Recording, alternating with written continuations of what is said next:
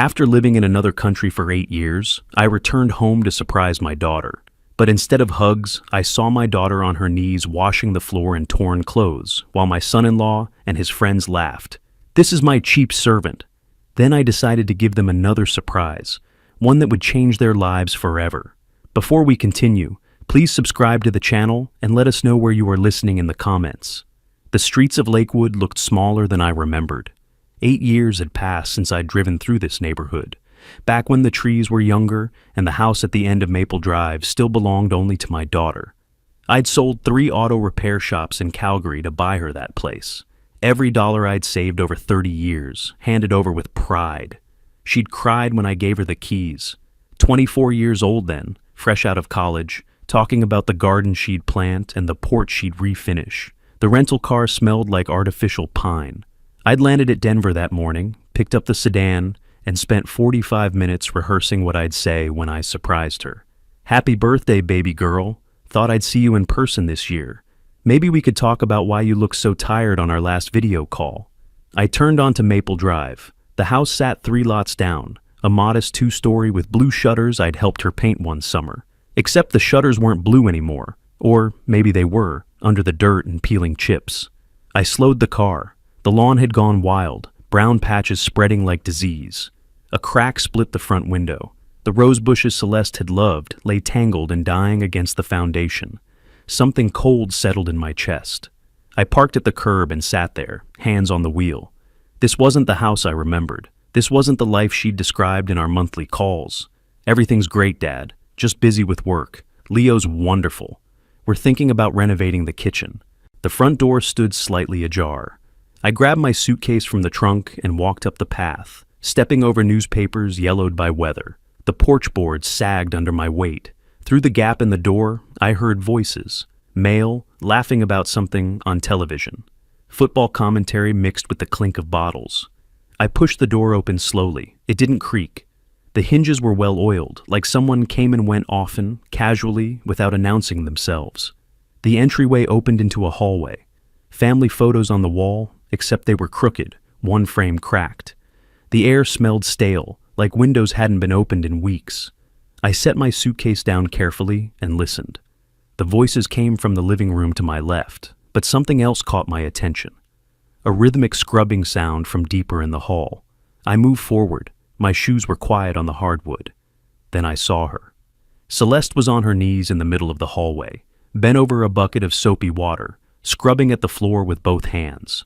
Her hair hung loose, unwashed, hiding her face. She wore sweatpants and an old t-shirt torn at the shoulder, exposing pale skin mottled with bruises, purple and yellow, fresh enough to still hurt. Her arms were thin, thinner than I'd ever seen them, and more bruises marked her elbows and wrists in fingerprint patterns. My hand found the doorframe, the suitcase handle cut into my palm. She didn't know I was there. She just kept scrubbing, mechanical, like she'd been doing it for hours. Her shoulders hunched forward in a way that made her look smaller, breakable. This was my daughter. This was my baby girl, who used to climb trees and fix carburetors with me in the garage. This was the woman who'd graduated summa cum laude and talked about opening her own consulting firm. From the living room, a man's voice cut through the air, sharp and mocking. "You missed a spot near the corner, sweetheart. Do I need to come show you how to clean properly again?" Another voice joined in, younger, laughing. "Man, you've got her well trained." The first voice again, louder now, dripping with contempt. "What can I say? Some people are born to serve. Faster, my cheap help. I have guests and you haven't cleaned that stain." Celeste flinched. Her hands moved faster over the floor, the rag making wet circles on wood that already looked spotless. "I'm trying," she whispered, so quiet I barely heard it. "I'm sorry." The world narrowed to that hallway, to my daughter on her knees, to the bruises in the torn shirt, and the way she apologized to someone who spoke to her like she was nothing. I'd given her this house. I'd met Leo twice on video calls, smiled, and congratulated them when they got married. I'd sent money when she said they needed help with repairs. I'd believed her when she said everything was fine. My knuckles whitened around the suitcase handle. The rage that flooded through me was cold, surgical, nothing like the hot anger of my youth. This was the fury of a father who'd failed to protect his child. This was the realization that I'd handed her to a monster and walked away. I took one step forward. The floorboard creaked under my weight. Celeste's head snapped up. Her eyes went wide when she saw me, not with joy, not with relief, with pure terror. "Dad?" The word came out strangled. She dropped the rag, scrambled to her feet, and moved toward me with her hands up like she was trying to stop a collision. "What are you? Please, you need to go. Please." Her face, now that I could see it clearly, was worse than her arms. A bruise spread across her left cheekbone, greenish-yellow at the edges, purple-black at the center. Her lower lip was split, scabbed over. When she reached for me, her fingers trembled. "Celeste." My voice came out harder than I intended. "What is this? What's happened to you?" She shook her head frantically, glancing back toward the living room.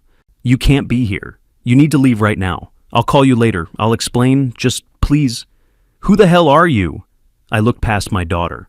A man stood in the hallway entrance, beer bottle in one hand, the other scratching his chest through a stained white t-shirt. Tall, maybe 6'2", with a thick neck and the kind of casual arrogance that came from never being challenged. His eyes swept over me, dismissive, like I was a door-to-door salesman who'd wandered into the wrong house. "Did someone invite you into my house?" He took a step forward, setting the bottle on the hall table. Behind him, 2 other men appeared in the living room doorway, watching. I moved around Celeste, keeping my body between them. "Your house? I'm Porter Hudson, Celeste's father." Something flickered in his expression. Recognition, then calculation, then a slow, mean smile. "Oh, the famous father from Canada." He drew out the word famous like it was a joke. "Finally decided to show up? Well, old man, this is my home now. My wife, my rules." The way he said "my" turned my stomach, like she was property, like the house I'd bought with 3 decades of work had become his the moment he put a ring on her finger. "Your wife has bruises," I said, my voice low and controlled. "Want to explain that?" He laughed, actually laughed. Then his expression hardened, and he took another step toward me, close enough that I could smell the beer on his breath. "Want to explain breaking into my house? That's trespassing, old man. Henry..." He glanced back at one of his friends. "Call the cops. We got a trespasser." "Dad, please." Celeste's voice cracked. She grabbed my arm, pulling me toward the door. "Just go. It's fine. Everything's fine." I turned to her, and the desperation in her eyes hit harder than anything Leo had said. She wasn't asking me to save her. She was begging me to leave her here with him.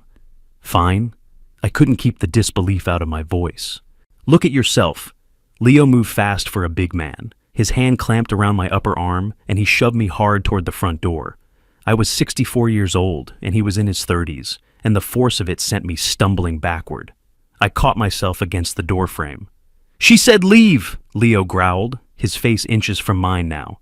"This is my house, old man. Papers have my name on them. If you don't want real problems, get out, now." I could have swung. Part of me wanted to. But there were 3 of them and 1 of me, and I'd been in enough fights to know when the odds were bad. More than that, I needed to understand what I was dealing with. Needed to think. I looked past Leo to Celeste. She stood in the hallway, arms wrapped around herself, staring at the floor. She wouldn't meet my eyes. "We'll see whose house this is," I said quietly. Leo shoved me through the doorway. I caught my balance on the porch, heard him slam the door behind me, heard the lock click. I stood there for a moment, my luggage still inside, my daughter trapped in there with him.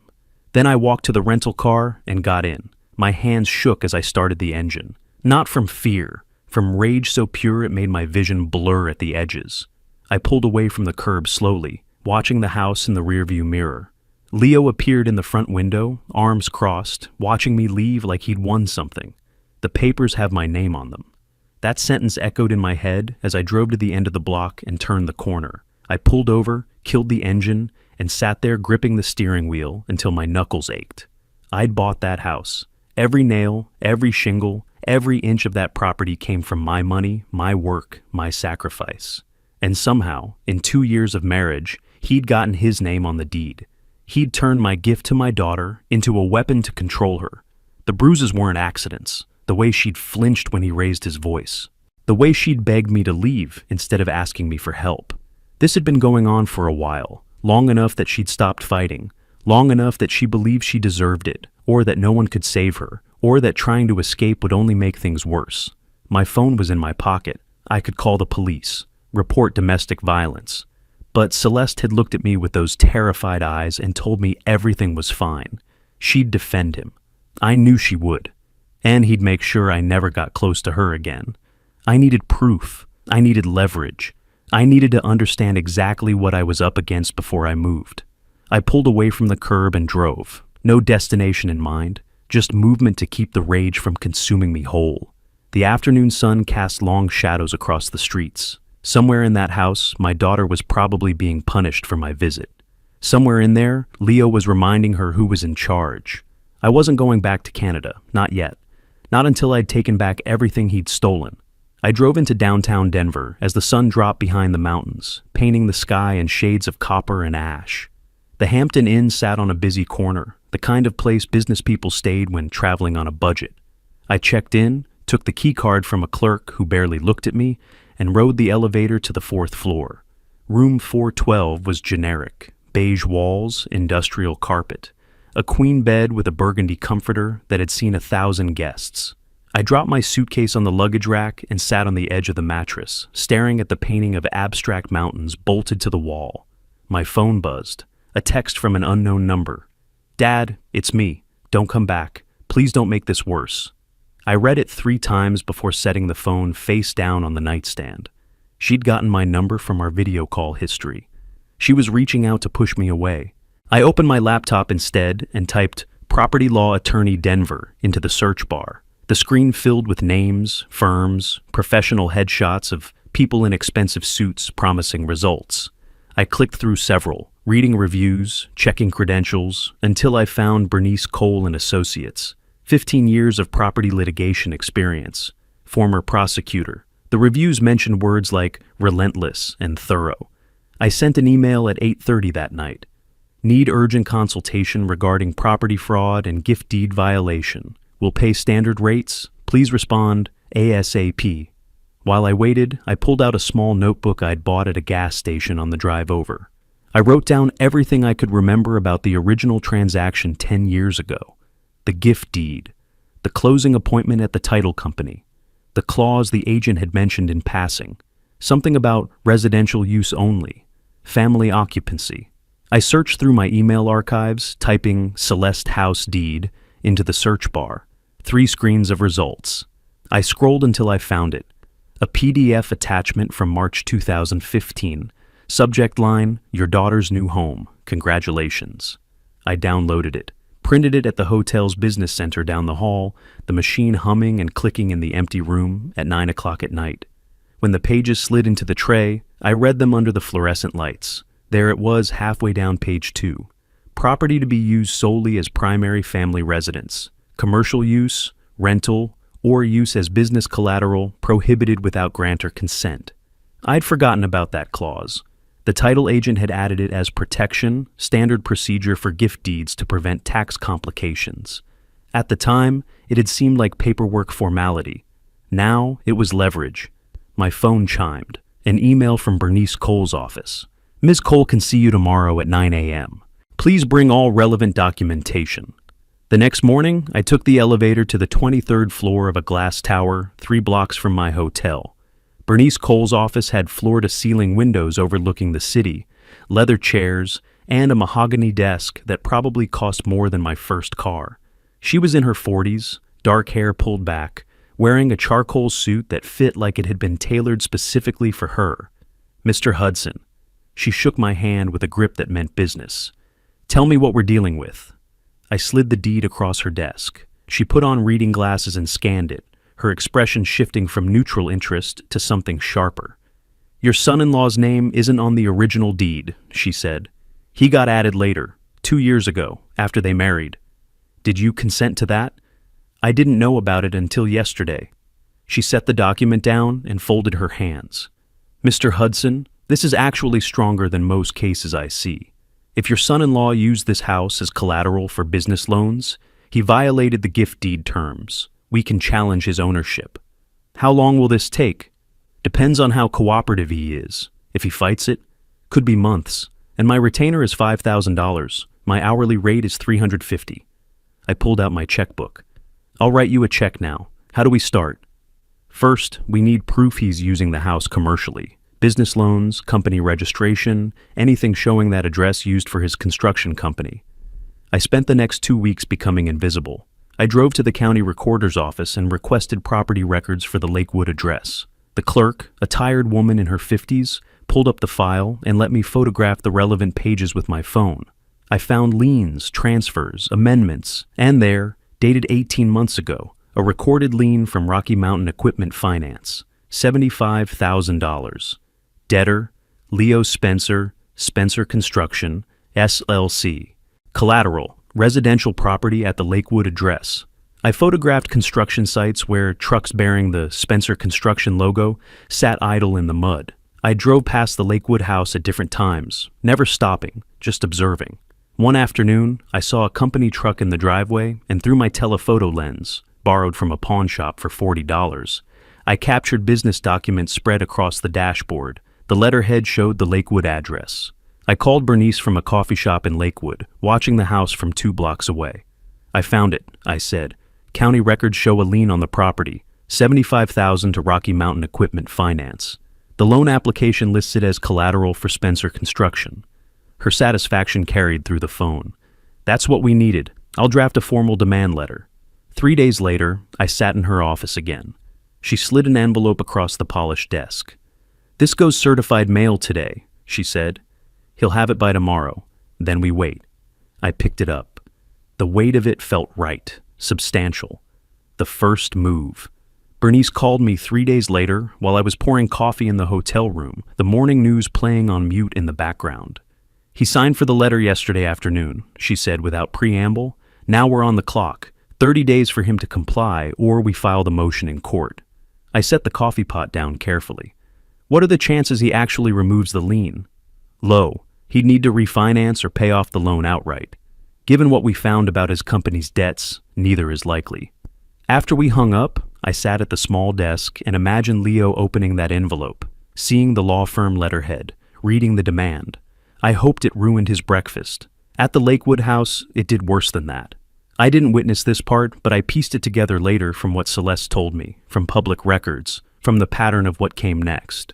Leo had opened the certified mail in the living room, Henry sitting on the couch beside him, both of them drinking beer, even though it was barely 10 in the morning. Leo read it once, laughed, and tossed it onto the coffee table.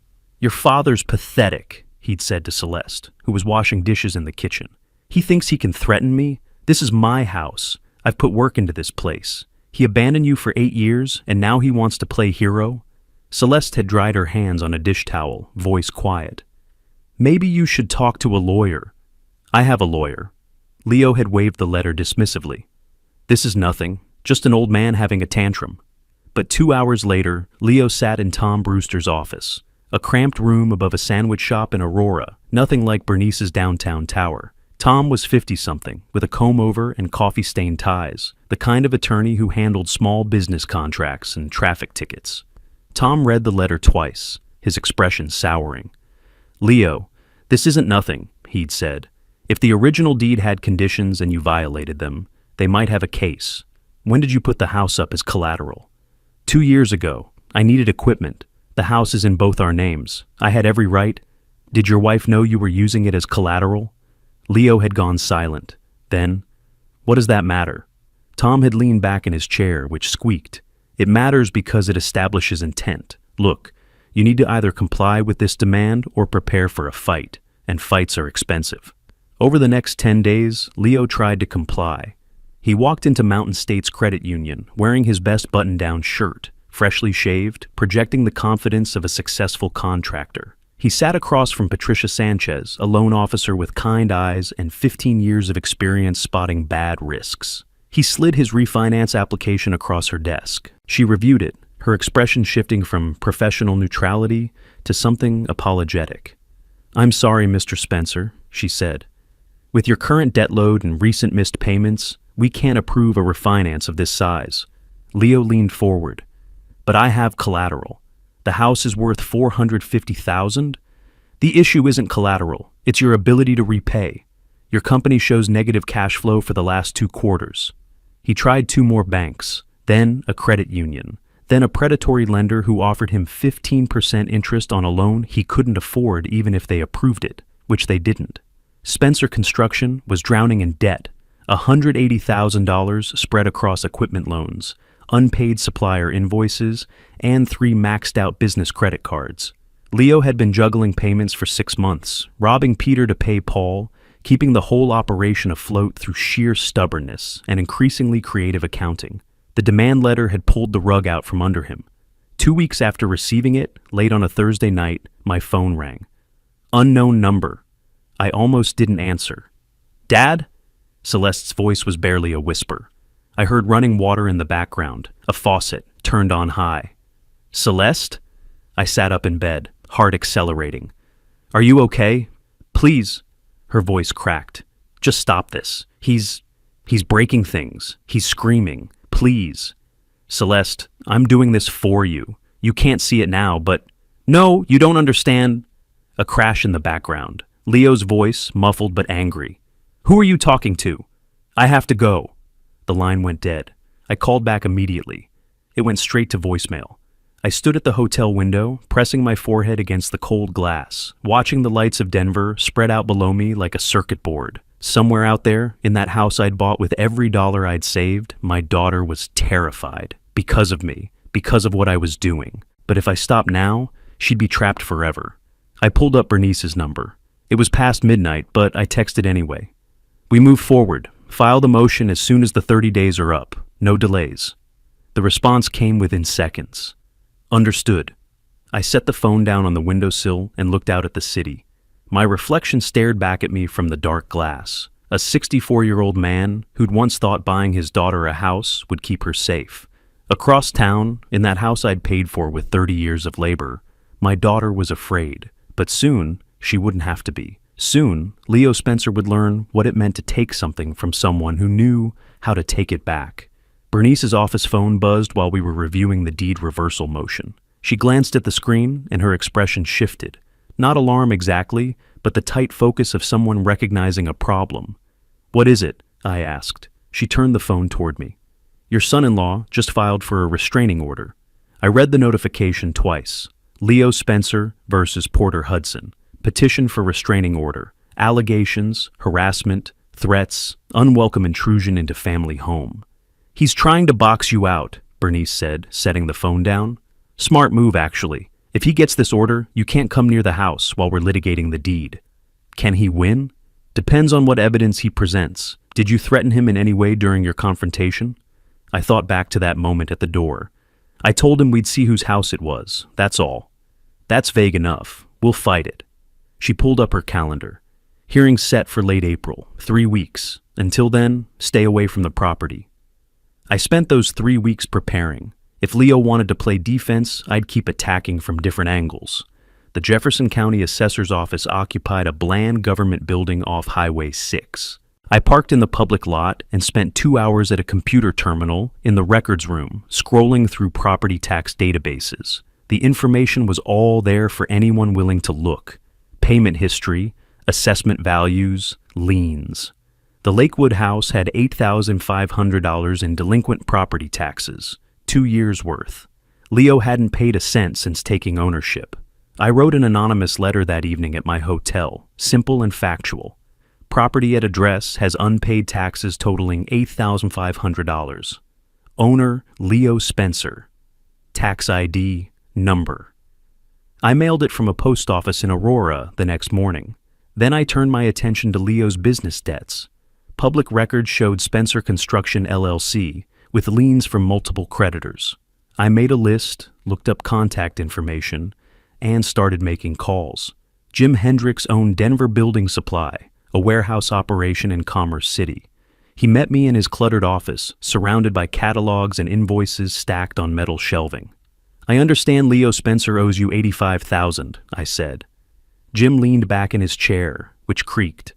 "Word travels. Yeah, he owes me. 4 months behind. I've threatened to sue, but lawyers cost money, and Spencer's probably judgment-proof anyway. I'd like to buy that debt." His eyebrows went up. "Why would you want to do that? He's not paying."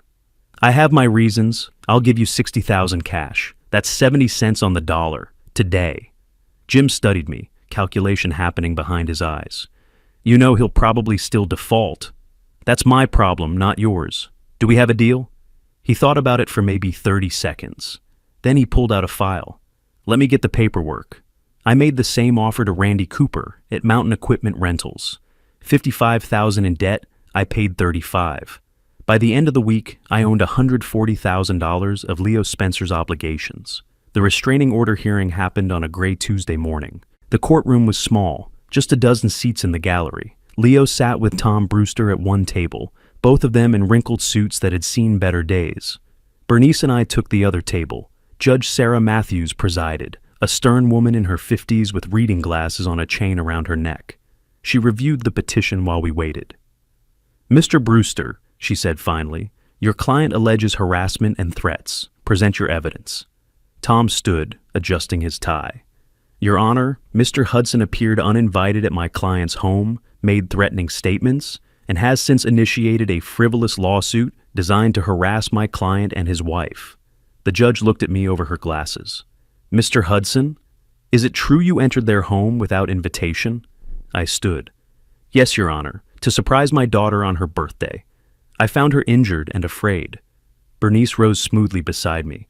Your Honor, we have photographs taken that day showing significant bruising on Mrs. Spencer's face and arms. Mr. Hudson's concern was legitimate. She slid printed photos across the bench.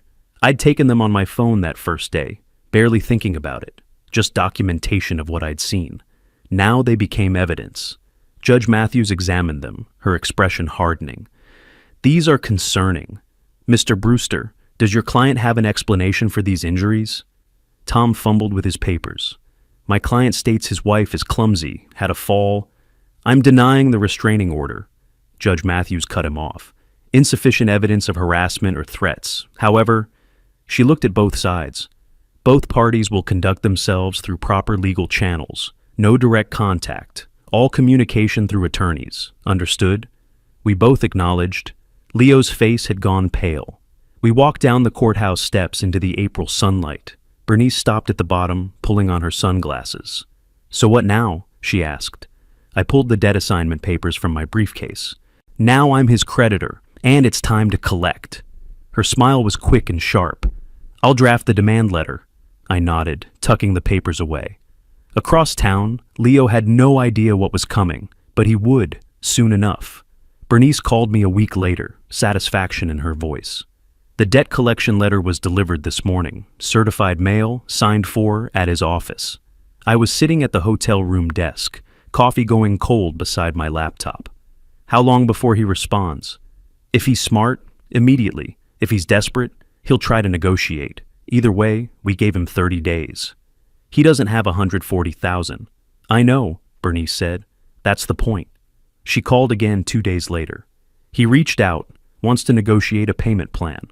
And I told him no, full payment in 30 days, or we file for involuntary bankruptcy of Spencer Construction. I heard something in the background of her call, papers shuffling, a door closing. How'd he sound? Panicked.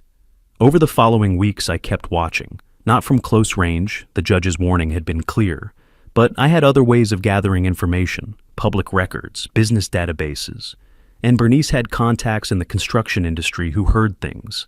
Leo's business was collapsing faster than I'd anticipated. 2 major clients, Mountain View Homes and Denver West Development, had canceled their contracts. Word in the industry was that Spencer Construction had fallen behind on deadlines, quality issues on the projects, too many corners cut. When you're hemorrhaging money, you make mistakes. When you make mistakes, you lose clients. When you lose clients, the hemorrhaging gets worse. Bernice's investigator, a former paralegal named Rita, who freelanced for several law firms, gave me updates every few days. His crew quit, Rita told me over coffee at a diner near the courthouse. 3 weeks behind on payroll. The foreman walked off a job site with the whole team. When? Yesterday. Left Leo standing there with half a foundation poured and no one to finish it. I stirred my coffee, thinking. What about his equipment? He's been trying to sell it. Hit up 3 dealerships this week. Problem is, most of it's financed. He got $30,000 for what wasn't encumbered, but that's barely a dent in what he owes you. 30,000 out of 140. The mathematics were brutal and simple. Rita pulled out her phone, showed me photos she'd taken from public areas. Leo's construction office, lights off in the middle of a weekday. His truck parked at the Lakewood house at 2 in the afternoon when he should have been on a job site. He's falling apart, she said. I studied the photos. Keep watching. That evening, Bernice forwarded me an email. Leo had sent another plea for a payment plan. Bernice's response was 3 sentences. Our position remains unchanged. Full payment of $140,000 within 30 days from original demand. Failure to comply will result in bankruptcy filing. 2 weeks after the debt demand letter, Rita called with something different. Your son-in-law tried to call you, she said. Well, not you directly. He called my office asking for your contact information, wanted to speak with you personally. What did you tell him? That all communication goes through your attorney, per the judge's order. She paused. He sounded drunk, Mr. Hudson. It was 3 in the afternoon. I thanked her and hung up. Then I sat at the window, looking out at Denver's skyline.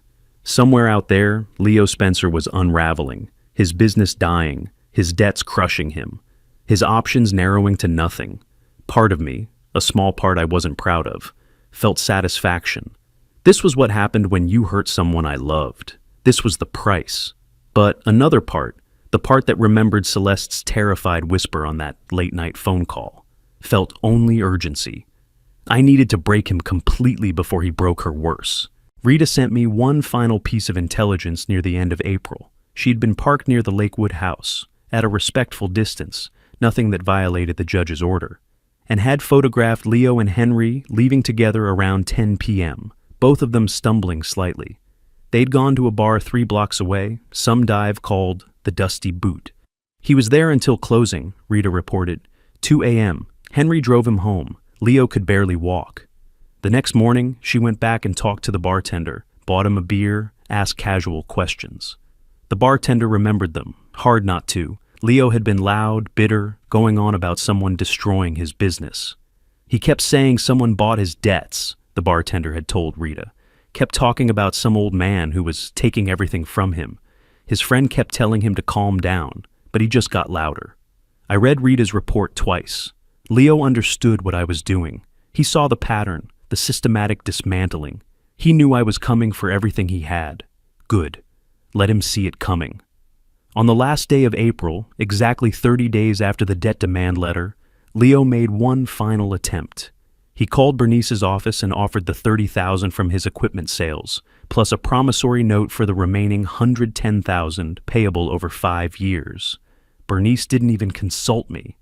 Rejected, she emailed, proceeding with bankruptcy filing tomorrow.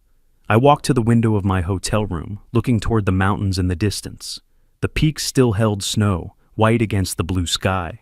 Leo Spencer had 1 night left before his world finished collapsing, and somewhere in that house I'd bought for my daughter, Celeste was waiting. Waiting for this nightmare to end. Waiting to be free. One more move, and she would be. Bernice was reviewing documents when I arrived at her office on a Tuesday morning in late May. The city spread out behind her through the floor-to-ceiling windows, bright and indifferent. He defaulted, she said without looking up. The 30 days expired yesterday. No payment, no contact, nothing. I sat across from her. What's next? She slid a paper across the desk. This came through this morning. Jefferson County tax assessor placed a lien on the Lakewood property, $8,500 in unpaid property taxes. I picked up the document, scanned it. The county had moved quickly after my anonymous tip weeks ago. How long does he have? 90 days to pay or it goes to tax auction. Though with the deed dispute already in motion, this complicates things. I set the paper down, thinking. Or simplifies them. Make him an offer. I'll pay the tax debt and forgive $40,000 of what he owes me. In exchange, he vacates the house and signs a quitclaim deed. Bernice looked at me over her reading glasses. That's generous, actually, more than he deserves. It's not about generosity. It's about my daughter getting out of that house. She nodded slowly. I'll draft it today. The offer went out that afternoon. Tom Brewster called Leo within an hour of receiving it. I wasn't on the call, but Bernice told me about it later, how Leo had paced his small office, how his voice had risen steadily as Tom read the terms. What? He wants me to just leave? Sign away my rights to the house? Tom had tried to be reasonable. In exchange for paying the tax lien and forgiving $40,000 in debt. Leo, that's $60-some thousand. You should consider. It's blackmail. He's holding the house hostage. Legally, it's a settlement offer, and frankly, you don't have many options here. Leo's response had been immediate and final. Tell him no. Tell that old man I'm not going anywhere. This is my house. Bernice relayed this to me that evening. I stood at my hotel window, looking at nothing in particular. He'll lose it anyway, I said. I know, but he can't see that yet. I made another call the next day, not to Bernice this time. I contacted Denver's Building and Safety Department, spoke to someone in code enforcement, asked general questions about how to report potential violations. The clerk was helpful, professional. All reports could be made anonymously. Inspectors would investigate any credible complaint. I'd been keeping Rita's surveillance reports. She'd documented Leo's recent construction projects, rushed work, cut corners, the desperate scramble of a man trying to save a dying business. I compiled addresses, project details, and sent them to the city.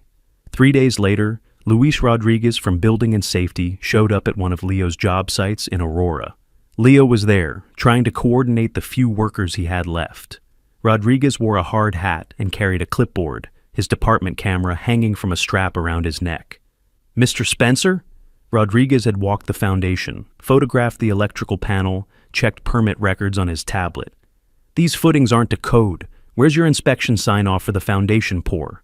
Leo had scrambled for answers. The inspector signed off. I have the paperwork somewhere.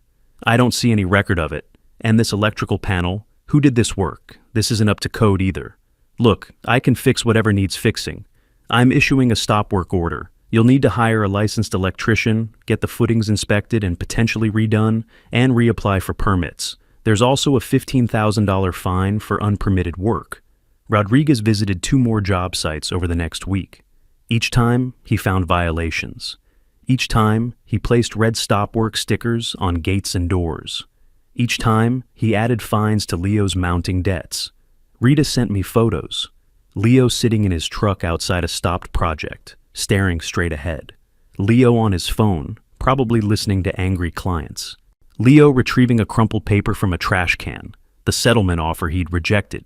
Then Henry called me, actually called my phone, which surprised me enough that I answered. "You don't know me," he said, "but I'm Leo's friend, and I think you should stop." "Stop what?" "Whatever you're doing, he's losing it. He knows you're behind everything, the debts, the taxes, the inspections. He's talking about you constantly." "He's right," I said. "I am behind it." Henry was quiet for a moment. "Look, I don't know what happened between you two, but he hurt my daughter for 2 years. That's what happened." Another pause. "I didn't know it was that bad." "Now you do." I hung up. Bernice called that evening while I was eating takeout at my hotel room desk. "He rejected the offer," she said, "officially in writing, and he filed for Chapter 7 bankruptcy this afternoon. He's trying to protect the house as his primary residence." I set down my fork, the food suddenly tasteless. "Can he?" "Not if we prove fraud and how he got on the deed. I'll need Celeste to testify." I closed my eyes. That was the piece I'd been avoiding, the one thing I couldn't orchestrate or control. Celeste would have to stand up in public, in front of Leo, and tell the truth about what he'd done. "Set it up," I said. The line was quiet for a moment. "Porter, you know what you're asking of her?" "I know." My voice came out rougher than I intended. "But it's the only way." I'd moved out of the hotel in late June, into a small 1-bedroom apartment in Capitol Hill.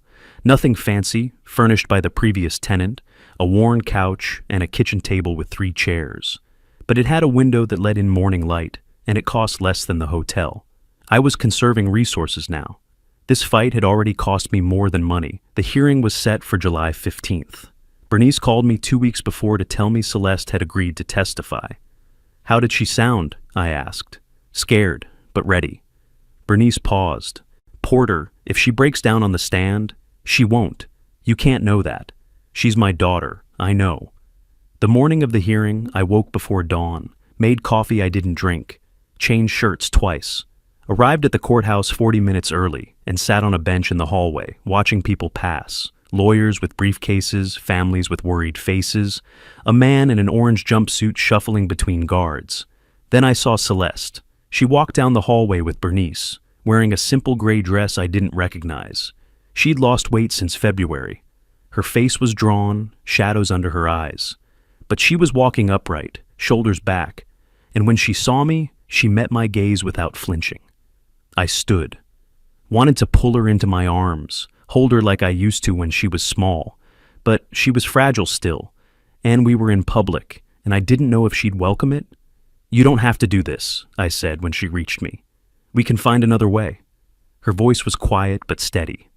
"There is no other way, and I'm tired, Dad. I'm so tired." Inside the courtroom, we sat at one table, Leo and Tom Brewster at the other. Leo wouldn't look at Celeste, or couldn't. His jaw was tight, his hands flat on the table like he was holding himself down. Judge Karen Henderson presided, a woman in her 50s with steel gray hair and no-nonsense eyes. She reviewed the bankruptcy filing, then looked at Bernice. "Counselor, you're challenging the inclusion of the Lakewood property in the bankruptcy estate?" "Yes, Your Honor. We contend the respondent obtained ownership through coercion and fraud." "Proceed." Celeste took the witness stand. Her hands were folded in her lap, fingers laced tight. She didn't look at Leo, just at the judge, then at Bernice. "Mrs. Spencer," Judge Henderson said, "can you tell the court how your husband came to be listed as co-owner of the property?" Celeste's voice was barely above a whisper, but clear. 3 weeks after we married, Leo said we needed to update the paperwork. He said married couples share everything. I didn't know I could say no. "Did he pressure you?" "He said if I didn't trust him enough to share the house, maybe I didn't trust him enough to be married. He was angry when he said it. I was afraid." Bernice stood. "Your Honor, I'd like to submit medical records spanning the past 2 years, 6 documented emergency room visits, multiple instances of injuries Mrs. Spencer attributed to falls or accidents." She spread the records across the judge's bench. I'd seen them before. Bernice had shown me copies. But sitting there, watching the judge review them, each page felt like another weight lifting from my chest. Evidence, proof, the truth finally visible. Tom Brewster tried. "Mrs. Spencer, isn't it true you willingly signed the deed modification?" Celeste looked at him for the first time. "I signed it. I don't know if willingly is the right word." Judge Henderson was still reviewing the medical records, her expression growing harder with each page. "These injuries are consistent with domestic violence. Does the respondent wish to address this?" "Your Honor, my client maintains these were accidents." Leo exploded. He stood so fast his chair scraped backward. "She's lying. She's making this up with her father. They planned this." The judge's voice cut like a blade. "Mr. Spencer, sit down. One more outburst and you'll be removed from this courtroom." But Leo was past hearing. He pointed at Celeste, his face red. "You told me you loved me. You said—" The bailiff moved forward. Tom grabbed Leo's arm, pulling him down. Leo shook him off, but sat, breathing hard, his eyes wild. Judge Henderson waited until the room was quiet. Then she spoke, her voice measured and final. "I've heard enough. The house at the Lakewood address was gifted to Celeste Hudson prior to this marriage. The addition of Mr. Spencer as co-owner appears to have been coerced. The property is hereby excluded from bankruptcy protection and removed from Mr. Spencer's asset schedule." She wasn't finished. "Furthermore, I'm issuing a temporary order. Mr. Spencer is to vacate the property within 48 hours pending final determination of ownership. Mrs. Spencer, I'm also granting a temporary restraining order. Mr. Spencer is not to contact you or come within 500 feet of you. We'll reconvene in 30 days for final ruling." We left the courthouse together, Celeste and me. She walked beside me silently until we reached my car. When I opened the passenger door for her, she finally spoke. "I should have done it 2 years ago. I couldn't see a way out until you came back." I drove us to my apartment. It wasn't much to offer. 1 bedroom, basic furniture, nothing like the house she'd grown up planning to make her own. But it was safe. And right now, safe was everything. That evening, Celeste stood at the window, looking out at the Denver skyline. The city lights were just beginning to glow in the dusk. "What happens now?" she asked. I pulled out my phone. An email from Bernice received 10 minutes ago. Subject line, "Final hearing scheduled, August 15th. "Now we finish it," I said. She turned to face me. For the first time since I'd found her on her knees scrubbing that floor, she almost smiled. "Okay," she said, "let's finish it." The courtroom was quieter for the final hearing. Fewer people in the gallery, less tension in the air. Or maybe I was just calmer now, knowing how this would end. Celeste sat beside me, her hands folded in her lap. She'd gained a little weight back over the past month. Not much, but enough that her face didn't look so hollow. She was wearing a simple navy dress and her hair was pulled back. Professional, composed. Nothing like the woman I'd found on her knees scrubbing that hallway floor. Judge Henderson entered. We all stood, then sat. She opened a folder and adjusted her reading glasses. "I've prepared a written decision," she said, her voice carrying across the room. "After reviewing all testimony and evidence, this court finds that Mr. Leo Spencer was added to the property deed through coercion and manipulation of Mrs. Celeste Spencer. The original gift deed from Mr. Porter Hudson to his daughter remains valid. Mr. Spencer's ownership claim is hereby nullified." Celeste's hand found mine under the table. Her grip was tight. "The property located at the Lakewood address is restored to the sole ownership of Celeste Hudson Spencer. Furthermore, Mr. Spencer violated the temporary restraining order by attempting contact through a third party. This court finds his behavior demonstrates a pattern of control and disregard for legal boundaries." Across the aisle, Leo sat slumped in his chair. His court-appointed attorney, Tom Brewster, had dropped him when the money ran out. Looked like he'd rather be anywhere else. "Your Honor," the attorney said, standing, "my client wishes to appeal this decision." Judge Henderson didn't even look up. "That's his right. However, I'm making this ruling final and enforceable immediately. The appeal will not stay execution of this order. This case is closed." Outside the courthouse, Bernice pulled off her sunglasses. "He can't afford to appeal. Court-appointed attorneys don't handle appeals. He'd need to hire someone, and he's broke." "Good," I said. "But I want more. File a civil suit, emotional distress, medical costs, everything." She looked at me for a long moment. "That could take another 6 months to a year." "I don't care. He needs to pay for what he did. Not just lose the house. Actually pay."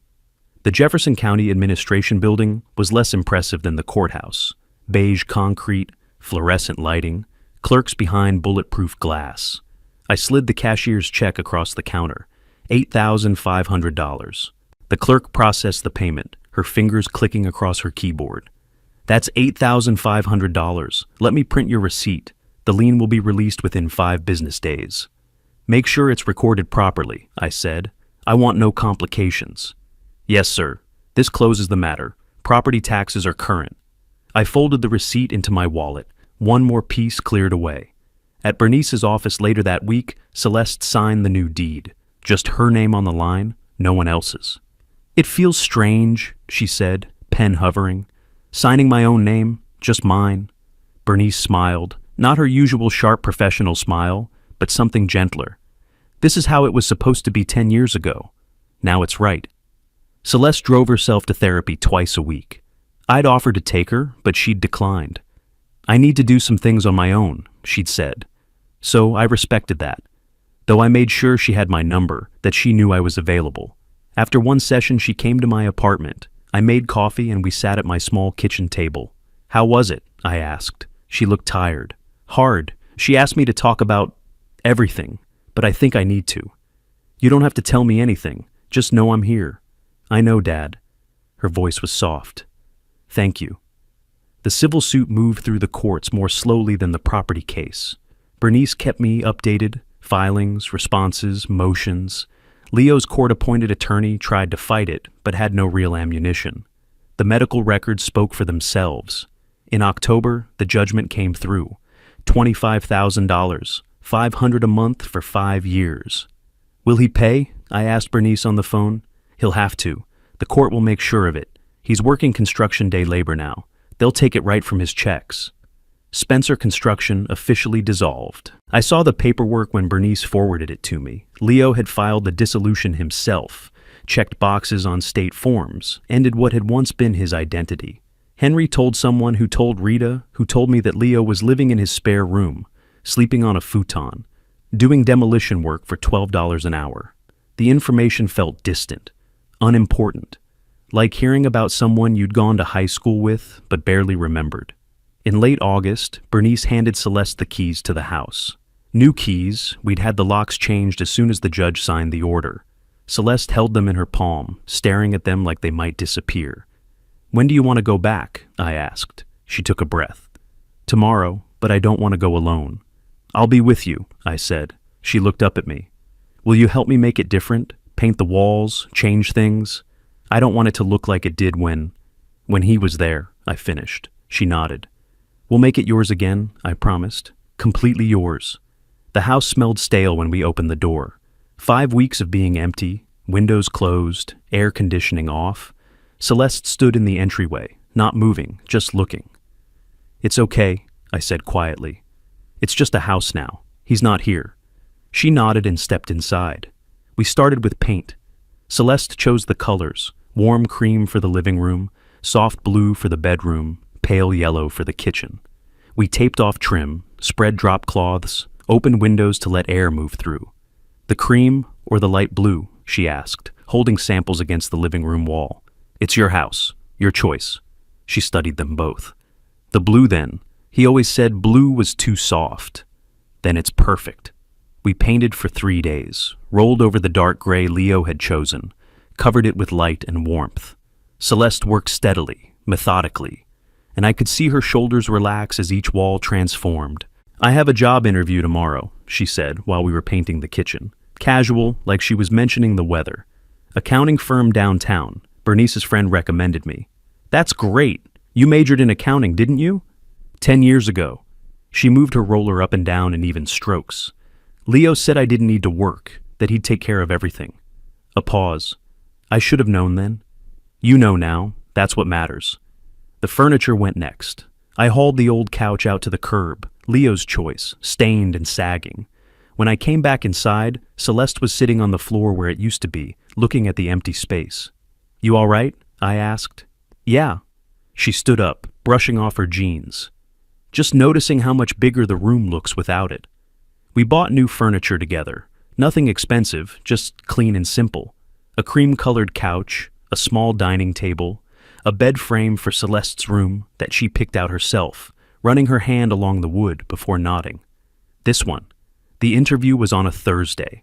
I drove her to the office building downtown, waited in the lobby with my phone while she went up to the 14th floor. 40 minutes later, she came back out with a cautious smile. "They offered me the position." "That's wonderful. I start in 2 weeks. I'll need to refresh some things, learn their software, but..." She looked at me. "Dad, I'm going to have a job." "You're going to have a life," I said. I made my own decisions during those weeks, called my former employer in Calgary, told them I wouldn't be returning. I appreciate the opportunity, but I need to stay in Colorado, family reasons. Found a small apartment 3 miles from Celeste's house. 1 bedroom, basic kitchen. But the rent was reasonable, and the landlord didn't ask many questions. I signed the lease on a Tuesday afternoon, handed over first month's rent, took the keys. When I told Celeste, she looked worried. "Dad, you don't have to give up your job for me." "I'm not giving it up. I'm choosing something more important, and I can consult from here. I've already had 2 calls from shops in Denver." "You're sure?" "I'm sure. I left once. I won't do it again." Bernice called in mid-August with news I passed along to Celeste almost as an afterthought. Leo left the state. His last payment came from an Arizona address. Celeste was arranging books on her newly painted shelves. She didn't even turn around. Okay. That was all. Just okay. He'd become irrelevant. On a late August evening, we sat on the front porch in new chairs we'd bought together, simple wooden ones, painted white. I'd made coffee, brought out 2 mugs. The neighborhood was quiet, a few kids riding bikes down the street, someone mowing their lawn 3 houses down. Ordinary sounds. "Thank you," Celeste said, "for not giving up on me. I promised to protect you the day you were born, even if it meant fighting someone you loved." "I don't think I loved him." She spoke quietly, looking at her coffee. "Not really. I think I was just afraid. And I didn't know how to leave. You left. That's what counts. Because you came back. I should have come back sooner." She shook her head. "You came back when I needed you. That's enough." We sat in silence for a while, watching the light fade. The sky turned orange, then pink, then deep purple. "What will you do now?" I asked. Work, live, figure out who I am when I'm not afraid. She turned to look at me. Maybe that's enough for now. That's more than enough. The streetlights came on, one by one down the block. Automatic, reliable, like they did every evening. It's going to be okay, isn't it? Celeste said, not quite a question. Yes, I told her. It already is. The porch light came on above us, motion sensor I'd installed that afternoon. Celeste looked up at it. I like that, she said. That it turns on by itself. So I never have to come home to a dark house. Simple things, safety in ordinary moments. That's what I'd fought for. That's what we'd won. Across the state line, Leo Spencer was starting over in some small Arizona town, sending $500 a month to pay for the life he'd destroyed. I didn't think about him. Neither did Celeste. He'd taken 2 years from her, and we'd taken everything from him. The math wasn't equal, but it was just. And sometimes, that's the best you can hope for. We finished our coffee as the stars came out. February came around again, bringing with it the anniversary of the day I'd driven down Maple Drive and found my daughter on her knees. A year since everything had started. 6 months since it had ended. I pulled up to Celeste's house on a Saturday morning, the same house, but completely different. The lawn was green and trimmed, new rose bushes lined the foundation. Celeste had planted them in October, choosing varieties that bloomed in different seasons. The blue shutters had been repainted, bright and clean against the white siding. The crack in the front window was long gone, replaced with new glass that caught the morning sun. Celeste opened the door before I knocked. She was wearing jeans and a Colorado State sweatshirt, her hair pulled back in a ponytail. She looked healthy. Not just physically, though she'd gained back the weight she'd lost and her face had color again, but something deeper. She looked like herself. Right on time, she said, stepping aside to let me in. The interior transformation was even more striking. Every room had been touched, changed, made new. The walls we'd painted together now held framed photos, landscapes, abstract art, a black and white picture of the Rocky Mountains. The furniture we'd chosen sat arranged in configurations Celeste had changed and rearranged until they felt right. Books filled the shelves, plants sat in the windows, thriving. In the kitchen, she'd hung a calendar on the wall. I could see her neat handwriting marking appointments, work meetings, therapy sessions on Tuesdays and Thursdays, lunch with a friend named Monica next week, a reminder to call her father on Sunday. Coffee? She asked. Always. While she poured, I noticed the small things, the way she moved through her kitchen with confidence, knowing where everything was, the habit she'd developed of humming while she worked, the absence of the constant checking, looking over her shoulder, listening for footsteps, that hypervigilance that had defined her for so long. We sat at her kitchen table, the one we'd picked out together. How's work? I asked. Good, really good, actually. She wrapped her hands around her mug. They're giving me a bigger client to manage, manufacturing company, complex books. Richard said he trusts me with it. Richard was her boss. She'd mentioned him before.